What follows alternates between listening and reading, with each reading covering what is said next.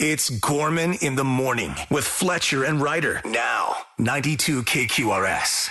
Gorman in the morning, forgive me, but I just lost a sneeze right before it came out. So I'm going to be a little off-center, off-kilter for the next few minutes as my body recalibrates. It was right there. Boy, it was about, and it was going to be a good one. I already had the face going and everything. And then I realized, that song's fading, and then it went away. Such a bummer. Stare into the light. Mm-hmm. Is that what I got to do? I'm hoping. Does that bring it back, or does that keep it squelched? I'm hoping it brings it back. Oh, okay. It'll leave your body.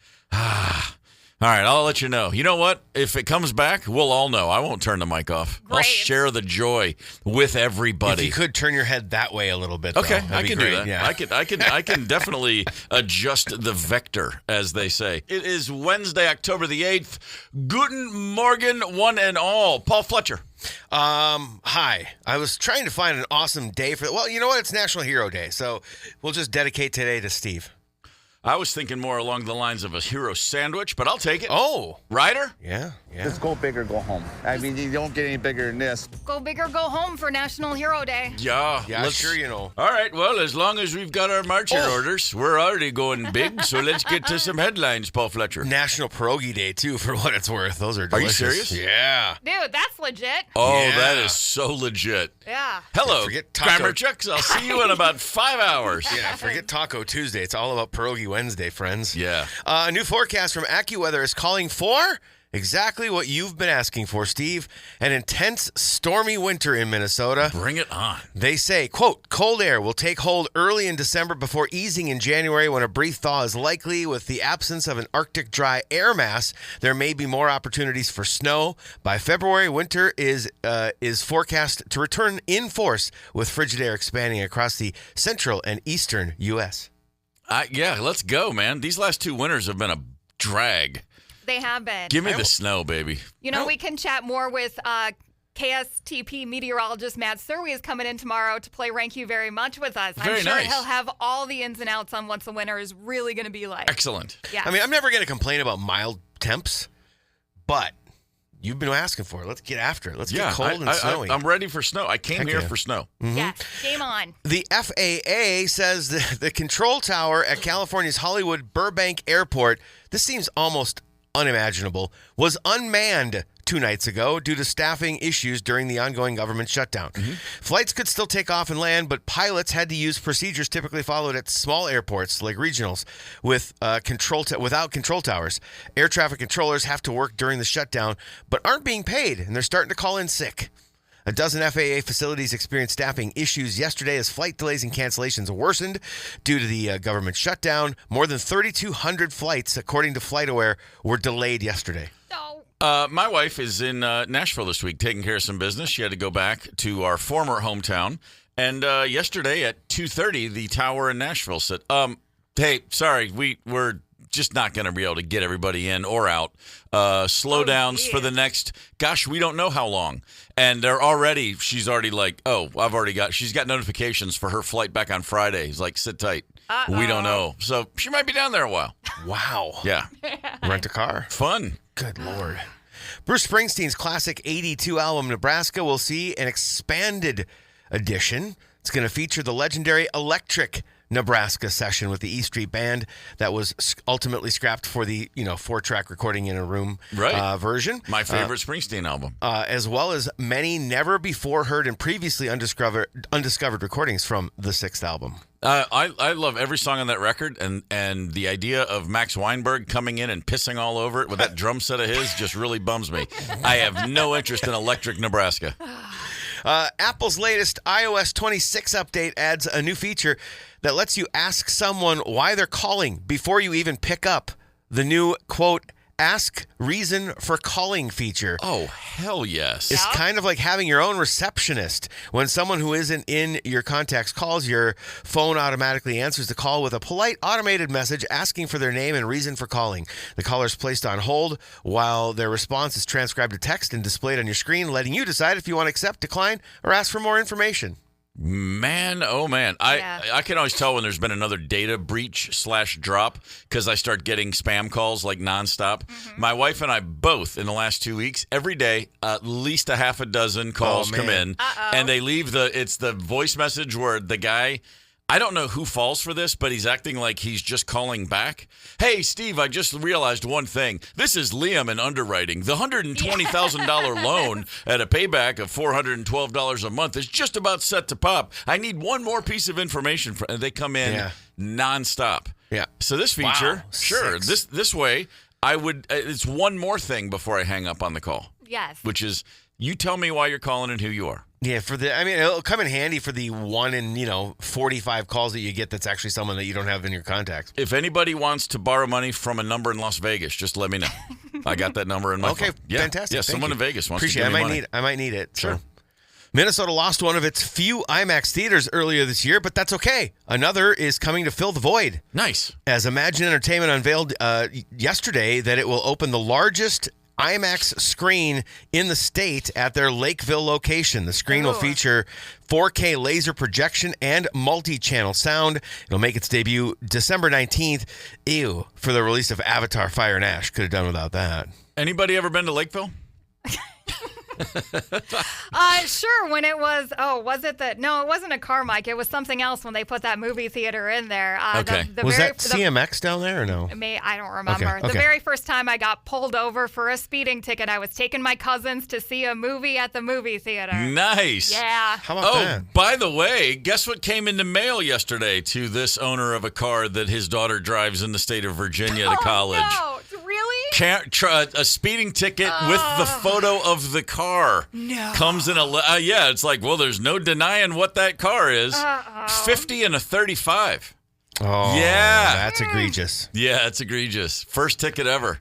Neither of my, well, no, that's not true. Connell got a speeding ticket once. This is Marley's first. And I was like, yo, kiddo. She's like, oh, man, I must have been going too fast somewhere. That was her text response. Okay, wait. So she didn't get pulled over? They just sent it to you? So she didn't even know? She had no idea. She didn't even have a chance to pull out the waterworks to Nothing. get out of the ticket? Nothing. No cop involved. Just a camera. Wow. Little something they call Big Brother. Ladies and gentlemen. Hey, by the way, there are IMAX screens already in the state of Minnesota, and I'm just going to go and throw this out there. By God, go see one battle after another in IMAX. Okay. While you still can. You might be. This might be the last week, honestly. Man, it's important. Everyone go see that movie. It is outstanding. And I'm saying this on the anniversary of the release of Boogie Nights in 1997. Oh. Another Paul Thomas Anderson banger. Yeah, absolutely is. All right. Tropical storm Jerry formed Tuesday in the central Atlantic, becoming the 10th named. Here he comes. Becoming the 10th named storm of the 2025 hurricane season, the National Hurricane Center said. Meteorologists expect it to strengthen into a hurricane today, though it's not expected to make landfall. What's his name again?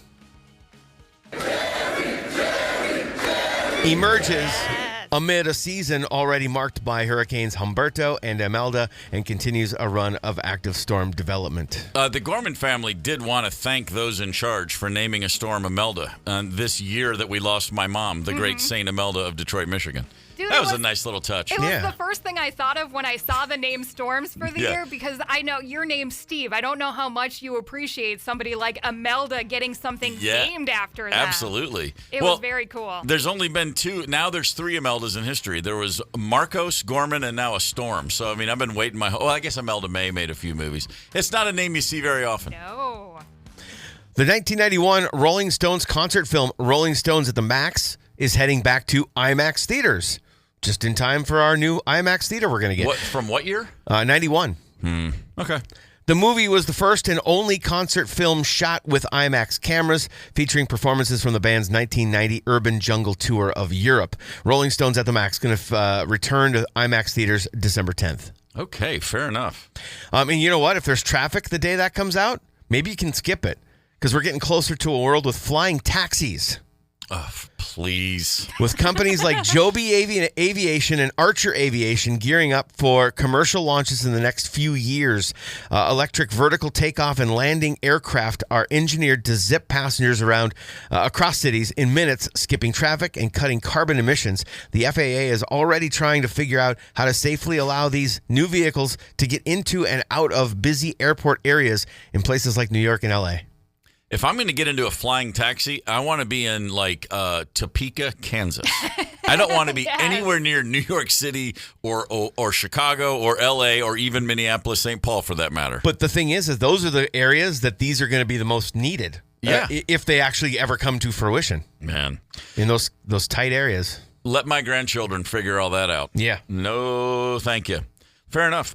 In the world of sport, the Vikings, much needed bye this week. Yeah.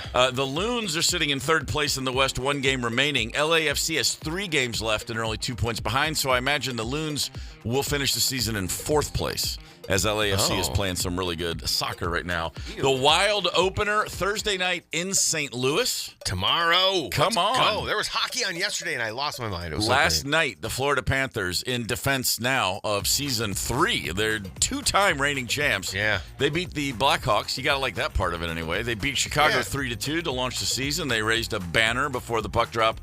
Last night in Detroit in the Major League playoffs, Seattle took a 2-1 lead over the Tigers. Cal Raleigh, the big catcher, the dude who had the 60 regular season home runs, he not only hit his 61st home run of the season last night, but it went to the right guy. Well struck ball, deep left field, and gone. Oh, great pick right there. He literally has a shirt that says dump here. Oh, my word. And he got the home run on a bounce. There we go, big dumper. Wow, they were really the big excited about dumper, that. the guy's shirt, it says dump here with the number 61 in giant letters and numbers on his shirt, and the 61st home run bounced off the top of the dugout right into this guy's hands. Hell yeah. A miracle So it should shot. go. That's perfect. A miracle shot. And you could tell it was late in the game, and the Seattle Mariners were winning by a ton because the announcers had to be awakened for the call. Yeah, it sounded like it. My God.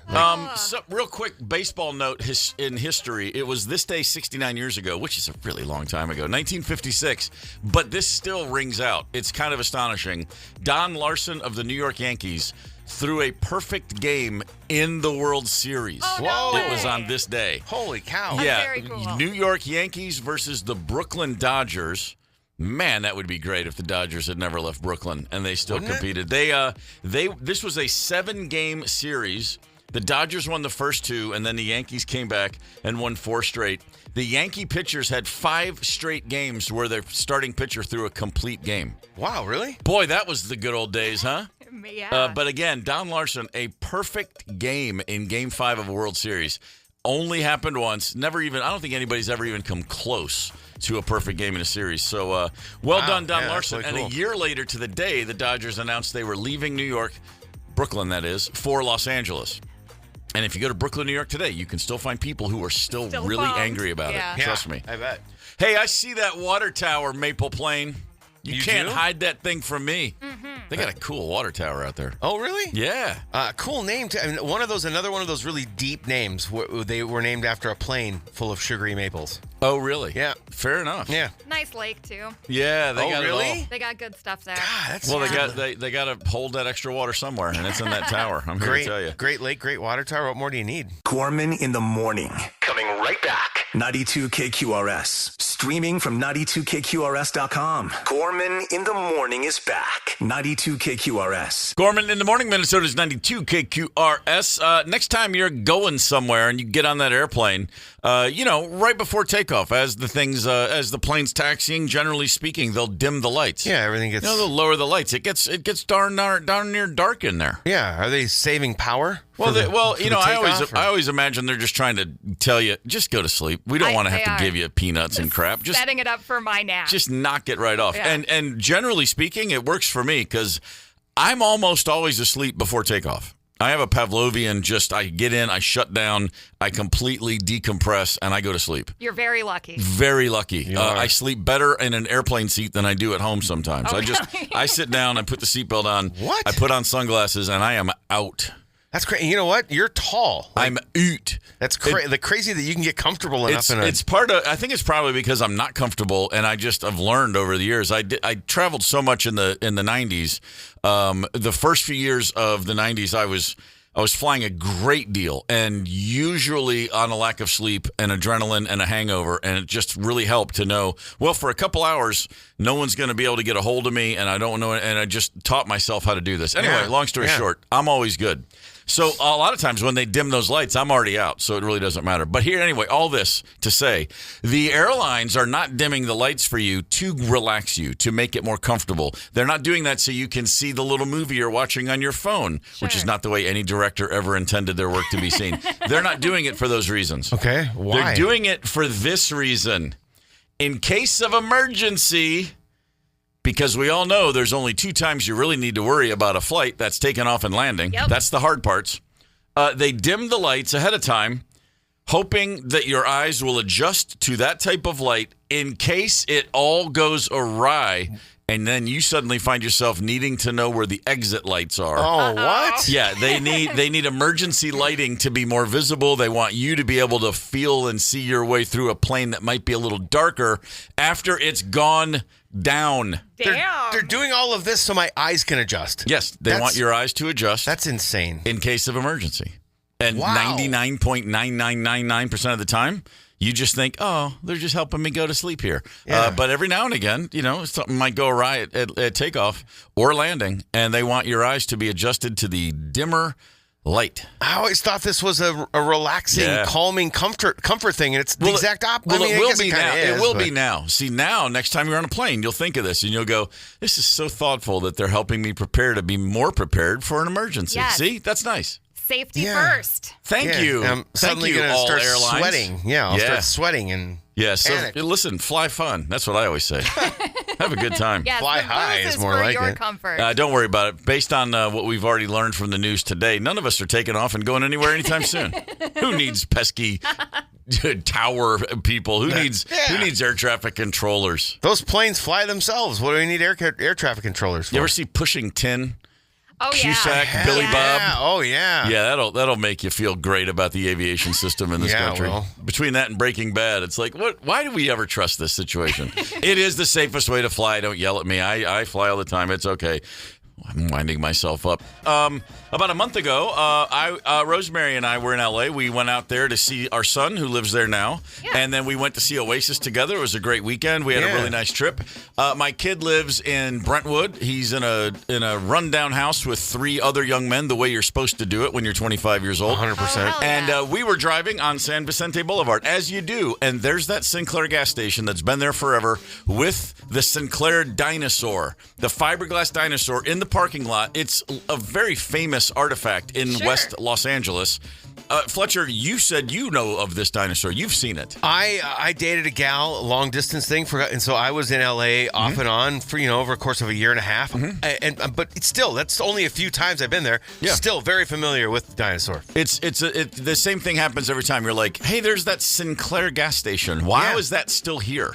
There's one Sinclair gas station that I can think of, and it's this one in West Los Angeles. I think there's one in Burnsville on County Road 42 by the Target. Yeah, and they have their statue, I believe, up on a roof. That makes more sense. Yeah. So what we're talking about, if you're unfamiliar with Sinclair gas stations, they have the mascot is a dinosaur. Of course. And at the one in LA, they have their fiberglass. It's a 50-pound, like a 5-foot tall, 4-foot tall, 50-pound fiberglass dinosaur right there in the parking lot, right there on the corner.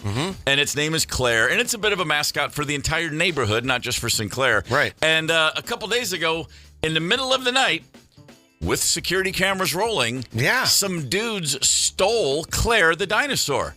They just threw a blanket over her, picked her up, put her in the back of a truck, and drove off. And again, the security video showed it very clearly. You can't see their faces, but you see very clearly this happening. Wow, I can't. None other than Jamie Lee Curtis posted the video to Instagram. And she's like, hey, this sucks. She's like, guys, not cool, not cool. Bring it back. When Laurie Strode is coming for you, yeah. I mean, she survived Michael Myers, for crying out loud. Yeah. She's not gonna, and so there was a, this is a big thing. People in the neighborhood were leaving flowers at the scene as if Claire the dinosaur had died. Oh, jeez. A whole thing. Check this out. Monday morning of this week, there was Claire. When the sun came up, the dinosaur had been returned, and there was a note attached, "I'm sorry for stealing. Please don't charge me." The owner of that Sinclair gas station talking to the local news. You'll never believe it. I said, "What's going on?" She says, "Claire's home." Are you going to press charge? Absolutely not. I'm just glad that Claire's home. He's not pressing charges. Come on. Props to that guy. Like, he got his dinosaur back. Like, it doesn't matter. Why would you steal it? What are you going to do with it? Like, that's not a very well thought out crime. What, are you going to put it on eBay? I think it was just a frat prank kids gone being awry. Kids? Is that what you're saying? Kids being kids? It's just young men. Okay, real quick question about Claire. I've seen Sinclair Claire, and it's always just green. Is this one in LA decorated special, or is it still just straight up dinosaur green? I think it's just the standard. What that would be dinosaur green. That'd probably be the color. Yeah. I imagine it was just an idea that made a lot of sense after a couple shots of tequila, and then when the hubbub and the furor of the guys doing it are like, wait a minute, this is probably like a felony. This is probably not a good idea.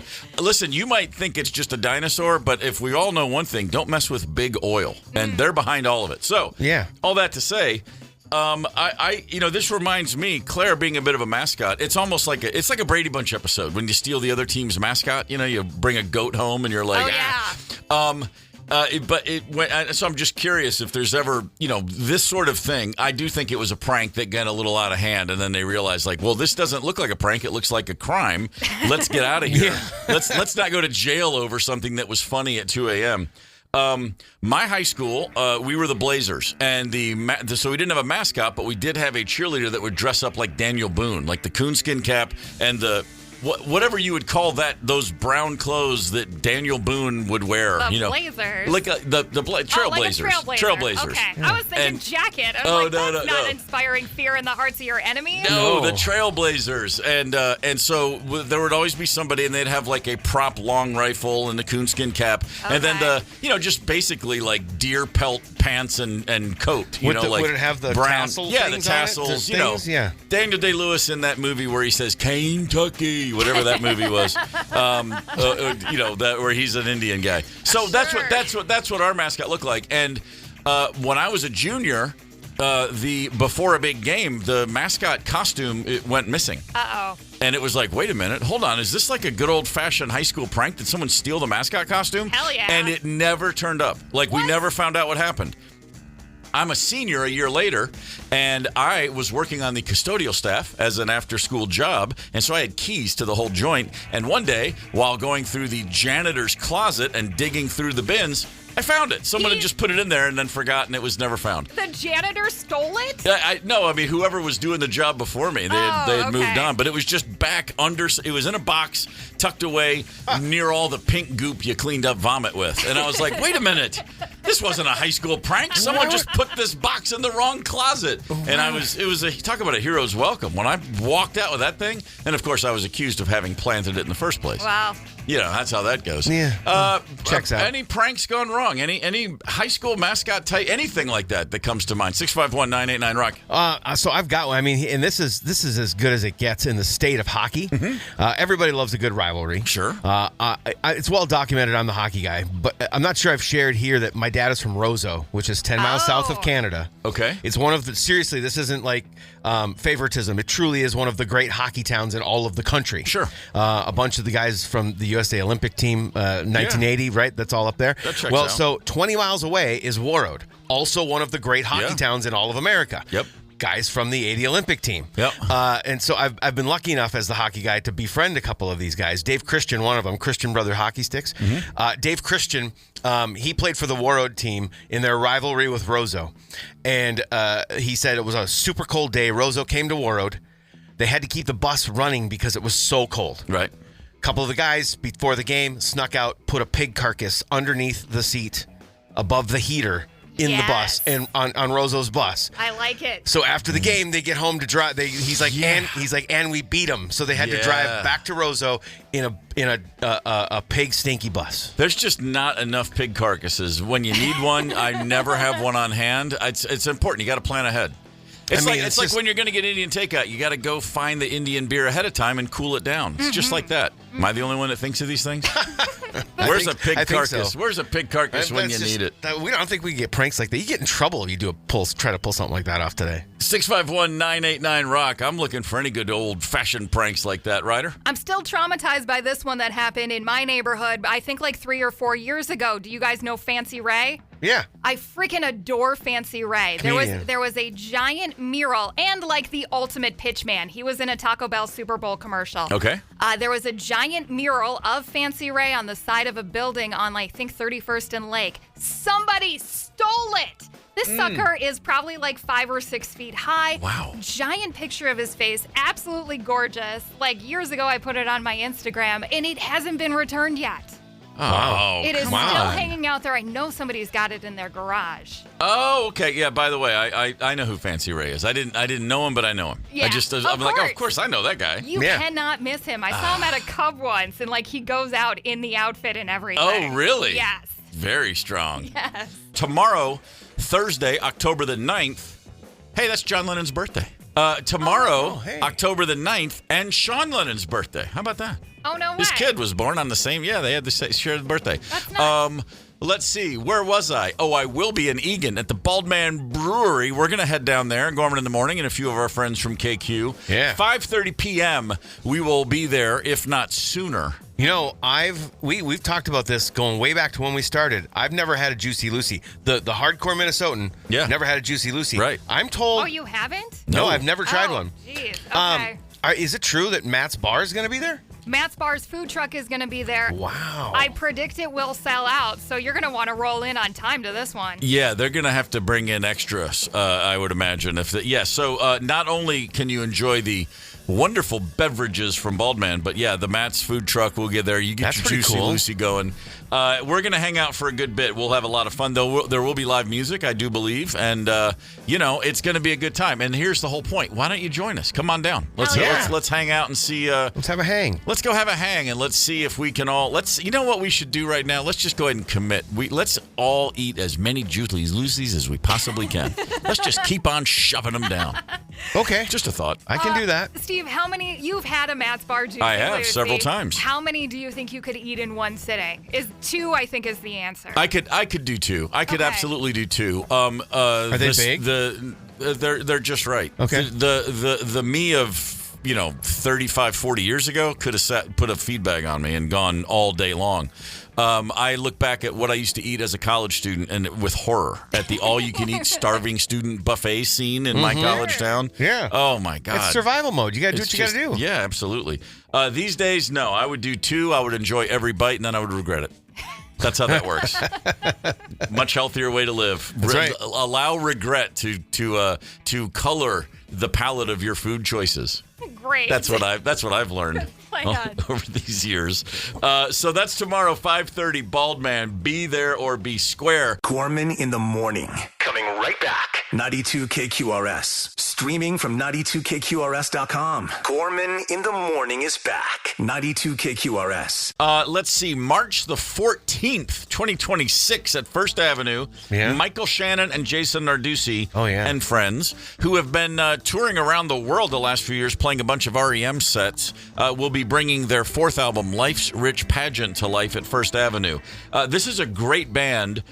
Doing a wonderful thing, just paying tribute to one of their favorite bands, REM. And as I say every time we talk about it, I went to see it. I'm an REM fan, and I thought this is going to be silly, and it was actually fantastic. It wasn't done for anything out of genuine love, and the vibe in the room was great. The band is killer. And it's a good time. If you can execute great songs, that's going to be a good time for sure. Does your bandmate Mike Mills know about this Michael Shannon project? He's very familiar. All the members of REM do. In fact, this Michael Shannon project, they did their last tour stop. They went to Athens, Georgia, and all 4 members of REM got on stage with them. Oh, very very cool. Wow. They're very, very appreciative, and they That's feel way cool. They're very they're like, man, this is really cool. I imagine they also were like, wait, that actor who's been nominated for Oscars and Emmys, he's doing what?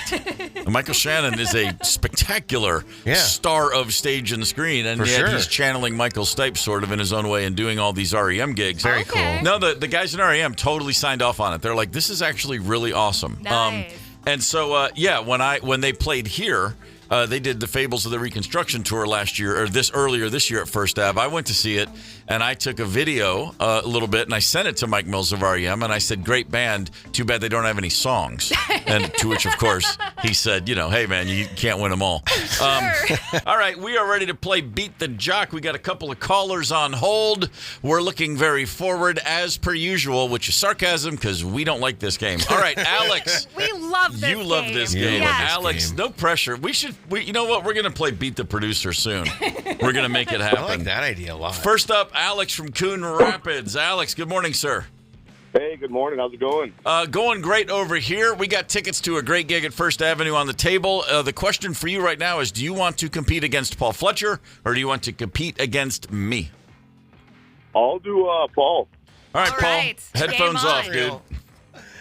Okay, Alex.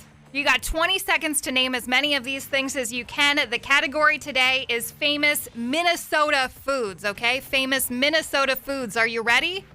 I'm ready. Set, go. All right. Bundt cakes, Juicy Lucy's, walleye, hot dish, any type of hot dish, tater tot hot dish, like a hot bagel sandwich, Jello salad, lefse, lutefisk, 3 seconds. wild rice. All right. I got 10. 1, 2, 3, 4, 5, 6, 7, 8, 9. I got 10. I gave him hot dish and tater tot. Yeah, no, I like that. I like that. I Okay. did. Yeah, that was a hard one. That's a tough one. Alex you from did Coon great. Rapids, Yes. good job. Nice Paul work. Fletcher's back. His headphones are back on. His microphone is on. And the number to beat is 10, which means you need 11. 10. Okay. If you get 10, tie goes to the runner. What's the topic? Category is going to be famous Minnesota foods, and we'll be kind of lenient. Famous traditional Minnesota foods. You have 20 seconds. Ready, set, go. Tater tot hot dish, Juicy Lucy, pizza rolls, walleye, Pronto Pup, Sweet Martha's cookies, Honey Crisp apples, Bundt cakes, 9 seconds. wild rice, Spam, Milky Way, Wow. lefse, Jello salad. Ooh. 1, 2, 3, I lost 4, count. 5, 6, 7, 8, 9, 10, 11. I got 11. Oh, Wow. Did you give him pizza rolls? It's a Google it. They started here. Okay. Well, okay. Well, hey, all right then. You learn something new. We're living because we're learning. The Totino's family or something like that. I read this Yeah, like, all right. I don't know, 5 years ago or All something. right. I- I trust you, man. You both guys, I believe, said Bundt cake. I was unaware of that. What? Nothing Bundt cake? Yeah. Yeah. It's Didn't over know. in Oh, St. yeah. Paul. Yeah. I mean, Grandma I- Cole used to make Bundt cakes like. Oh, we he's going out of style, loved them as a kid. I just didn't know that they were a gift from the land of 10,000 lakes. Alex, great effort. I'm sorry, just shy of the number needed. Let's move on. Mike is in Farmington. Mike, good morning, sir. Good morning. All right, Mike, looks like you got to go up against me. I am going to remove my headphones and turn off my microphone. All right, he's gone. Okay. All right, we're in the Okay, clear. Here we go. Mike, you have 20 seconds to name as many of this thing as you can. The category is current, so don't say North Stars. Current NHL teams. Are you ready? Oh, boy. Do you have to have both the city and the nickname? We'll let you go with just the nickname. Okay. Okay, all right. 20 seconds. Here you go. Minnesota Wild, Blackhawks, Avalanche, Dallas Stars, Nashville Predators, St. Louis Blues, Mammoth, Winnipeg Jets, Hurricanes, Blue Jackets, New Jersey Devils, Islanders, Rangers, Philly Flyers, Pittsburgh Penguins, Washington Capitals, Boston Bruins. Oh, hang on. It's Fletcher, I lost count, brother. That was 16. Oh, okay, good. All Yeah. right. Yeah, I was Hang on, using my get- trust. I get used my Steve trusty back. fingers. I used my Yes. trusty fingers to Yes. count that one up. All right. Steve's got his hands full on this one. What do we got? The category is current NHL teams. Okay. Not old teams, current teams, and the number to beat is 16. Oh, stop. Yep. Hold on. I gotta picture a map in my head. Okay. Okay. You don't need to say the city and the team. You can just say the nickname if you want to, okay? I gotta get 17 to win. That's 1 a second almost, yeah.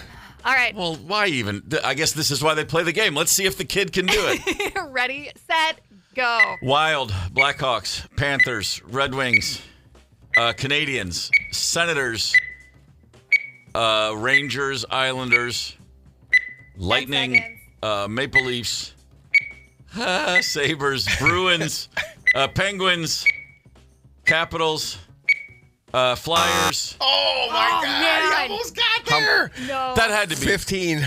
Oh, are you serious? It was 15. You did really good, though. Wait, with Flyers, you tied him, but Mike's going to the show. Oh, well, fair enough. I at least I went down swinging.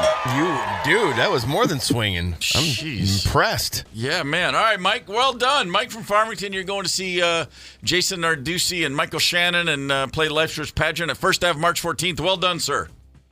Wonderful. Yeah, cheers. Yeah, well, sit yeah, tight right there. It's a hockey guy right there. We'll get all the important information from you. Yeah, that's what happens when a hockey guy goes up against a guy that knows about hockey a little. No, you did great. You did really good. Better than I expected. I literally did have to picture the map. I was like, okay, picture the cities where this game matters, and remember the names of the teams and all that kind of stuff. I think I could have gotten 20. Mike I'm sure went you on a could've. run at the end there. Like, he just started firing them off really fast. He went through the divisions. He was just crushing it. We had the opposite. I started strong, and then you could tell I was like on fumes there towards the end. A new study has some information that I find fascinating. More so than at any other time in my life. Here it is. The overall functioning of the human brain hits its apex, the peak of your brain's function, between 55 and 60. Oh, really? I would have thought I was long past it, and I'm the kid on the show. No, you're just getting there, kid. Okay. Wow. Some forms of intelligence actually build until your 60s, but there are others that start to fade as early as your 20s. How about that? Wow. So, it's just that this is a journal called Intelligence, a scientific study in the journal Intelligence says Cognitive Personality Functioning Index. It's a measure of how intelligence and judgment and other key traits evolve over the average lifespan. After decades of psychological research, the pattern emerged. The overall functioning of the human brain apex around 55 to 60. That's it. All right. Which means the last 5 years of my life, I'm very sorry for everyone who knows me, that's as good as it's ever going to be. Do you feel like that's true, though? Do you feel like you're at your peak, your brain is at your peak, like right now? In a lot of ways, yeah, absolutely. Okay. No, I'm flying. All right, good. Yeah. And I tell you why I think that. Because, I noticed this. This is a long-about way of saying maybe. Okay. I do know that if I wake up with even the slightest waft, a hint of a hangover, my brain does not function. Oh, no. So it's like as long as I'm living right and living clean and being smart, I do feel very, very fast. I process information very quickly. And I think more than that, there's a sense of other like personality traits. I feel like I'm far more emotionally stable than I've ever been. Like that continues to get better as you age. My emotional intelligence, the EQ, if you will, I feel like those things have all found a pretty good spot. And I don't think, I think really my 50s were all pretty cool. But in the 40s, I still had some moments. I mean, looking back, just kind of like, who was that crazy person in my body yesterday? I still had a few of those in my 40s, but it's been a little bit. Moral reasoning is at an apex. You've lived long enough and you've made enough decisions and you've made enough in the moment. Like I gotta weigh this. Where does my conscience? What makes sense? How does this impact others? Yeah. You've been through enough where you pretty much know who you are. You certainly should. Okay. By my age, my God. There are plenty of that don't. Sure. Well, that's very true. I do think there's another thing they talk about called cognitive flexibility. That's interesting. The ability to shift smoothly between tasks or strategies when the circumstances change.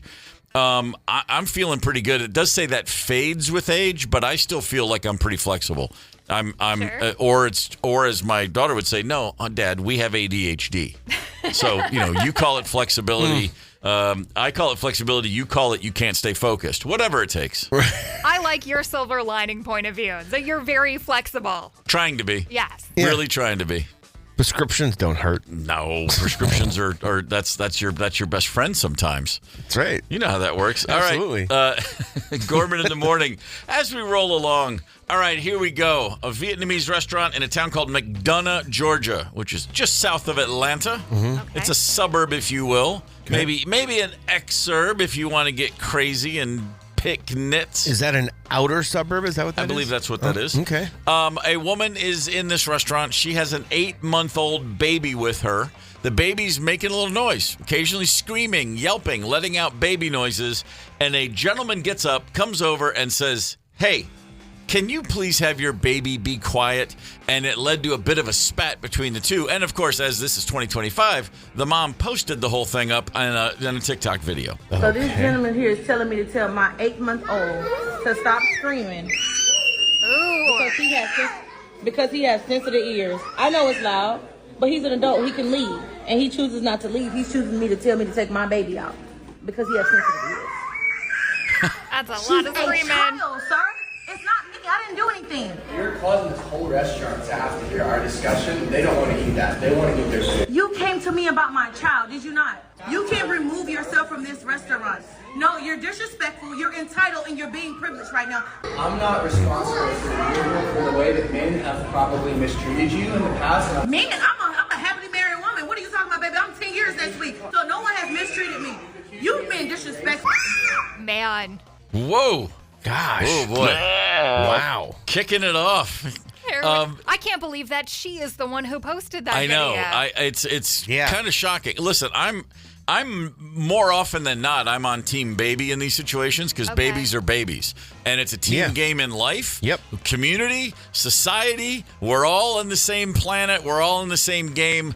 And you know what? But then again, I think I probably had a very different reaction to things like that before I had my own kids. Once I have my own kids and my own screaming babies, if I hear another screaming baby, I don't even notice it because I don't have to do anything about it. It's not my responsibility.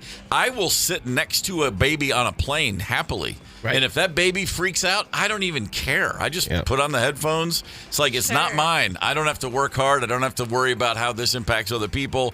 But, generally speaking, I think I was always kind of cool with this. I get the guy going over and saying I don't get the guy going over and saying, "Hey, can you do something about that baby?" I can't imagine taking that step. I might be a little annoyed. I might be a little miffed. Yeah. But at the same time, I just generally err on like, hey, man, babies are tough. And the baby's not like in pain. Babies, especially 8 months old, they're playing with sound. Mm-hmm. Like they're figuring out, hey, I do this and it makes this noise and that's me. I'm in control of it. It's it's very age appropriate thing developmentally. That baby is playing with a real annoying sound though. Yeah, that's very true. It definitely is. Very, very true. Very shrill. Have you ever approached a person to ask them if they could squelch their child's noise? I'm too Minnesota nice to have done that. Prior to having kids, which means you've thought about doing it, but then you chose not to. Well, which means I've been annoyed, but I'm not going to go up and say anything about it. Got it. Before having kids, it would have definitely bothered me. Yeah. Since having kids, I more get empathetic if they're in there's something that sounds stressful. This one sounds more like they're just having fun. Yeah. I would never approach now. In this case, I think both sides are crazy. You think the dude's crazy? I think the dude's crazy for going up and saying something. We also don't have any idea because she's the one that posted it. We don't know how this altercation started. Yeah, we're just picking it up from wherever this is. But also, if I'm in her shoes, I am team baby as well, like you. But if my kid's making these noises for 30 minutes, whatever, I just either take them outside and try and calm them down, or just leave. Like, for this woman to say you're an adult, you can leave this restaurant, and you're choosing not to. That's when she lost me. Yeah, because again, I'm on team baby, but as a parent, when we used to travel with the kids, there was a lot of flights when they were toddlers and little kids and babies and toddlers. I mean, we worked hard to make sure the kid's comfortable, the kid's happy, the kid's well fed. Yeah. They have a million things to distract. We had toys and books, and we never, ever turned our back and let a kid just freak out in public because we just don't want to be those parents. Yeah. And you're also making sure your kid has a more enjoyable experience. You don't want to see your baby or your toddler miserable while out in public, so you do your job. Yeah. Now, when I see parents who are just like, oh, well, nothing I can do. Now, that's when I go like, yeah, there is. You're not parenting. You can leave. Yeah. You can leave, actually. You can get, if you don't know how to, if you can't help your child be more comfortable. Yeah. Or if you're unwilling to try, if you're going to throw your hands up, go throw your hands up in your car. I think it's funny that I believe one of the words she used was entitled. Like, you're the one acting entitled. Yeah. Because you think that a kid gives you just carte blanche to do whatever the hell you want. That's not how it works. We did have a an experience on a plane where a guy. Rosemary was on an aisle, and I was next to her in the middle of, like, there's 3 seats in the middle of the plane. And the dude sitting across the aisle from her apparently didn't notice that she was sitting next to a dude my size with a stern look on his face and long hair and looked like I was ready to, be in a bar fight. Long story short, we haven't even taken off yet.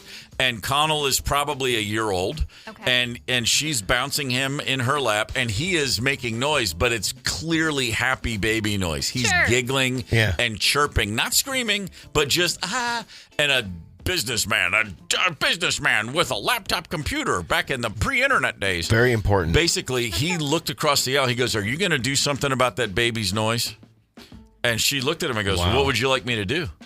And he goes, is that baby going to make noise? And she goes, is my baby? I don't know. I don't know that my baby understands English. I can't really talk to him about it. But he seems like he's in a pretty good mood right now. Yeah. And she's just kind of saying all this. And she's giving him some snark and also giving me the elbow like, don't worry, I got this. Because I'm immediately like, oh, this dude's going down. And he says... He calls the flight attendant over and says, I need to make sure this baby's not, I can't handle this. And the flight attendant goes, well, there's seats in the back of the plane. You can move farther back if you want. Like, she's just like, dude, screw you. About? Yeah. He says one more, I don't remember what he said, but I finally leaned over and I go, hey, a-hole. I went right. I said, did you say that? Oh, yeah. Okay. Oh, yeah. I said, hey, man. If you don't know the difference between a happy baby and a crying baby, you got a lot to learn. But this is none of your business. You do it. And he said something else. And I did have one of those. It's one of those times in life when you say the thing you go, oh, I'm glad I said that at the time. Yeah. And I looked at him. I said, if you say one more word to my wife, you're going to be the second person in this conversation with him, pointing to the baby, who's wetting himself and crying soon. Yes. I said, I assure you of that. Wow. I said, do not give me a reason to stand up from my seat. And that guy looked at me, and he weighed it for about 3 seconds, and I clearly had a good look on my face, and he just turned back to his own little bubble. Plumping away and in by the way, laptop. every person sitting around us, the whole flight was like, what a happy baby. He's so cute. Everybody was they were like, going out of their way. To tell us rub what it into an him. awesome baby we had. Yeah. And the flight attendants couldn't have been better. I always wonder where that guy is right now. I hope he fell and hurt himself. Wow. Maybe he grew up. It's funny. I'm thinking about this. I don't know that I've ever done it. I've certainly thought about it, which is, I've been at an airport, or I've been, in a coffee shop or whatever, and you see a woman alone with a baby who's clearly struggling, like the baby's freaking out, and you want to go over and say, hey, can I help? And my first thought is, I just look like some weird dude. It's like, I'm with that's ya. a little odd. And generally speaking, someone will come up, preferably a woman, and go, hey, let me hold that for you while you get this straight. Because as much as I would like to help, it's not that far off, really, from like you see someone walking at night and you're like, I'll just follow near you to make sure you're safe. It's like, no, that doesn't work. That doesn't work. No, not so much. So it's a tough situation. Hopefully someone else jumps in there. But we do have a lot of text messages flying in. Everybody's got a thought on the screaming baby situation. Polly H says, in this case, the mother is 100% in the wrong. When a child acts up, you take them outside until they calm down. It is not fair to disrupt the entire restaurant. That comes with conditions, in my opinion. It does. Now, my quick question on this, before we had said it was a Vietnamese restaurant, yes. Which my initial thought is generally not a place that, it's not Chuck E. Cheese, generally right. not a place right. that would bring kids. That's true. So Did everybody else go to the restaurant expecting a kid-free experience? Probably so. It does remind me. I have been. By the way, and the movie itself is shocking. What's it called? What's the Jessica Chastain Afghanistan? Zero Dark 30? Thank you. Yeah. In Zero Dark 30, in the middle of a movie, a baby starts crying. Oh, no. And I'm like, who has a baby in any movie, and especially this one? Yeah. Was it a midnight screening, too? No, it was just like, just in a movie. And then, but, you're a good solid hour and 20 in, and then all of a sudden, and I kid you not, it was a full 60 seconds before somebody stood up and walked out with that baby. Wow. And the whole theater's just like, yo, what right? in the world?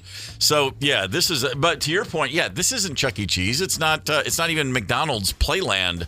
It's a Vietnamese restaurant. I don't know. For all we know, this kid loves a good pho.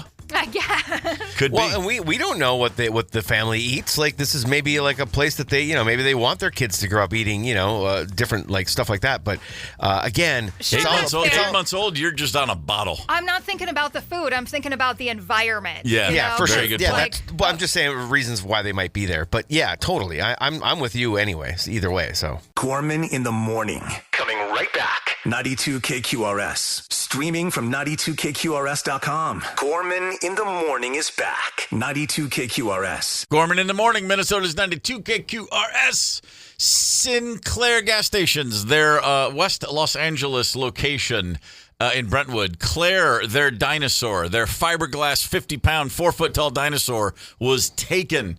I think it's just a prank gone wrong because a couple days later, the perps put it back with a note that said, "Please don't arrest us. Sorry." Oops. You sober up and you're like, that really didn't make sense at all, did it? No. What the hell are you going to do with the dinosaur? Yeah, exactly. You can't show it to anybody because apparently everyone in the neighborhood was devastated. They're leaving flowers and stuff. yeah, they left flowers. It's unbelievable. You're not the guy that's going to be like, I got Claire. Yeah. No, you're not. But pranks, hey, sometimes they go wrong, sometimes they go right. Yeah, in the Luther West Side Volkswagen talk and text line.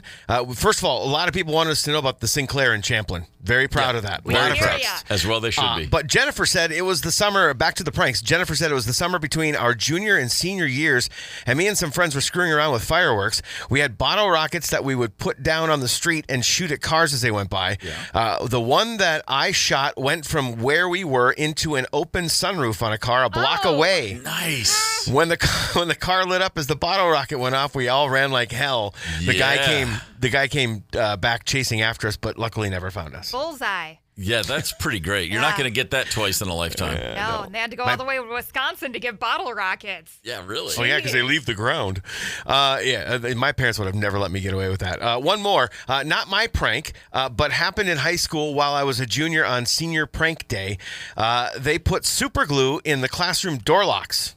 School had to pay for an emergency locksmith to open the doors. They also put oil all over the access ramps. This is the reason why my class wasn't able to do a senior prank day. Yeah, I was gonna say that's hardcore, man. That's going for it. Oh yeah, real crafty. Yeah. Super glue, man. Yeah, I was. We were at one point in time. Bottle rockets were always a big part of my childhood. Just so fun. Year round, there was bottle rockets Lucky around. You. And we would camp out. We'd find a place on the golf course and shoot them over at cars that drove by and try to. There was a lot of there was bluffs and trees and places to hide. Oh. And we were talking about what we could do that would be cooler. Let's do something.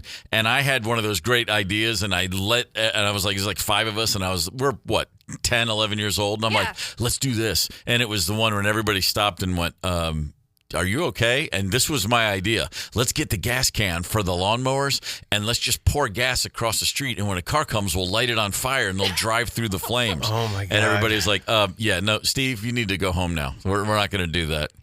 I thought I was running with the big dogs, and I needed to come in strong, and they were like, "No, that's you took it too far. Never mind. You're not welcome back next week for the He-Man Woman Haters Club meeting."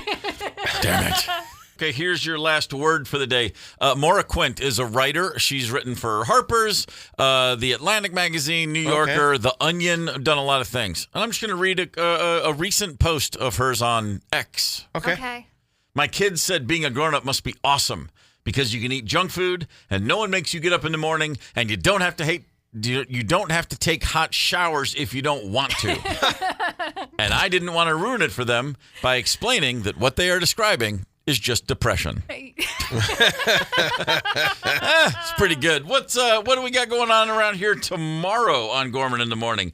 Let's see. Twin Cities Civil War making a return appearance. Man. A great game we play, and we'll be playing that in order to give away McCartney tickets. Oh, yeah. Hey, now. Twin Cities Civil War, one of the tougher games we play, but we bring that out for the big guns like Paul McCartney. McCartney tickets. KSTP's Matt Serwy will join us in studio, and we'll play a game of Rank You Very Much. Yeah. He just did a thing yesterday about how he's a supermoon hater. So, oh, really? Yeah. So I'm pumped to have him in. Fair enough. Interesting. That's all tomorrow. What's coming up next right around these parts, Paul Fletcher? You know what? Play Sledgehammer. Going to play Madness in the 10 o'clock hour. Another chance for you to get to Chicago for Rush. Nice. $1,000 a couple times. Commercial free after 11:45. Pretty packed from 10 to 3. I'd say that's really packed from 10 to 3. Keep it right here on Minnesota's 92 KQRS. Gorman in the Morning is also Gorman on the go. Get the 92 KQRS app and stream live or catch the Gorman in the Morning podcast anytime. 92 KQRS.